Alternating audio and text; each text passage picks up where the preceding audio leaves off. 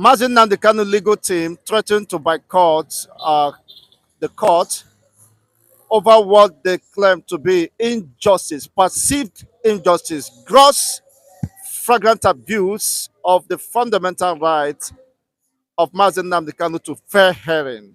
Your take on this? Oh well, the legal team of Mazen Nnamdi may decide not to attend the court or to pull out, not to attend the court, because a judgment which verdict have been given already before the judgment. A judgment which the verdict have given already before the judgment. What the need of attending court? What the need of attending court? If federal government will be monitoring Nnamdi privacy, every conversation he holds with his legal team, federal government will tap it. Then which means federal government don't want Nnamdi to be free. They want to hold him in bondage. According to the will of British government, because they are the problem of Nnamdi Kanu. Britain is the problem of Nnamdi Kanu. Britain is problem of Biafra. Britain is problem of Nigeria. The Britain is the problem of all the colonies, so that they can be able to steal it from their colonies to be reaching themselves forever. But this time in Biafra case, they have failed. God won't allow them to proceed anymore. God never allowed British to continue to be a hindrance to Biafra. By God's grace, we overcome them. So if you look at it,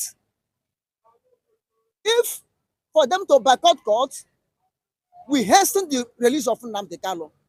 We make the whole world to hear their voice. We make the whole world to intervene for release of Nnamdi Kanu. Let them boycott it. Let them boycott it. If boycotting of court will make Nnamdi Kanu to be free, let them boycott it.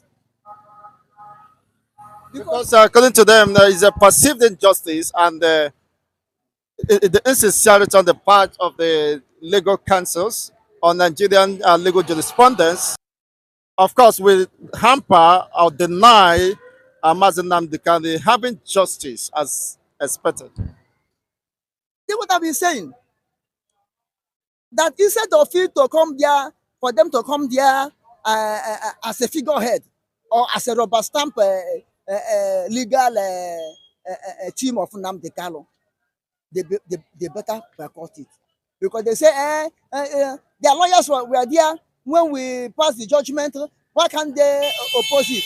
Why can't they object it? When you have already concluded what you will do before then. You have concluded what you will do at the secret. You have concluded that by and by you must surely detain Nnamdi Kanu. By and by you must surely rotten in prison.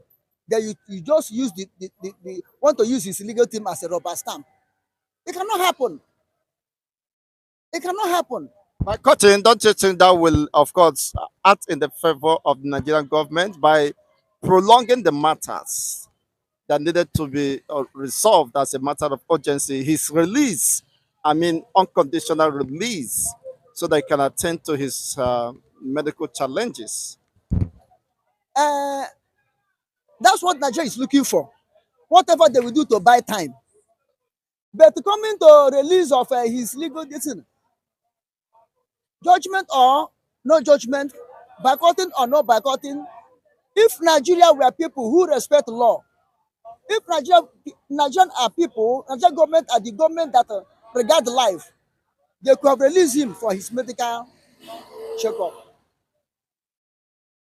They will release him to go for medical checkup, but with the condition that when we go, return back, we control the judgment, which I know Nnamdi Kanu will won them. Nnamdi Kanu will win them. They have won them before. You continue to win them. But for the sake, Nigeria government don't regard human life. Look at death here and there, killing here and there, kidnapping here and there. Somebody death is not I mean, sorrowful thing to Nigerians. It has become a normal thing in Nigeria. Anybody can die at any time, like a guinea fowl. That is what they release him. Although they are looking any avenue, looking anything as excuse to continue to hold him. You see, that's how I say, if boycotting will be in favor of Nnamdi Kanu, let them go ahead. But I draw the attention of to draw the attention of international communities on the perceived injustice of court meted on their client, Mazi Nnamdi Kanu, the leader of the indigenous people of Biafra. Well, how serious would the international community address this uh, rising injustice? Coming to the case of Nnamdi Kanu, I don't have faith, much faith in the international community in his Nnamdi Kanu case. Because look at it, since they know that Nnamdi Kanu was kidnapped, and Nnamdi Kanu is international community man, they knew him. You, after all, what he's doing, United Nations recognize it, EU recognize it, ECOWAS recognize it, Commonwealth recognize it, that you can fight for your freedom. And then Nnamdi Kanu started with a peaceful way, and federal government were killing them. They tried to kill him, he escaped,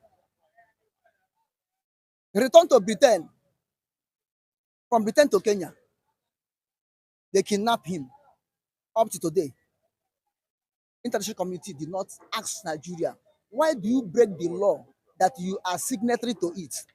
Why do you kidnap Nnamdi Kanu? Return him. No pressure, no nothing. They only give 7 months or 9 months, which lapsed on January or February last year. They went into cooler. Nobody's talking about Nnamdi Kanu anymore. They are not talking of release. They are not talking of his bad condition. Even when his lawyers cry out of his health, they did not say anything. They keep on looking Nigeria. They noted that Nigeria violated his fundamental rights and right to freedom of movement, but after then have not done anything, of course, to call the attention of Nigeria to do what is needful. As this is what I'm telling you. Apart from that warning they give Nigeria, which elapses last year, and they did not do anything. Even Kenya, in the country where they kidnap him, nothing. They did not query Kenya. How did you this manage in your country? How did you this happen that people did not know? Even Britain, that Nnamdi Kanu is claiming that he's a citizen, Britain did not regard him as their citizen.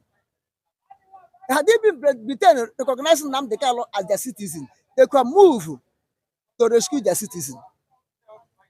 Is Britain not part of international community?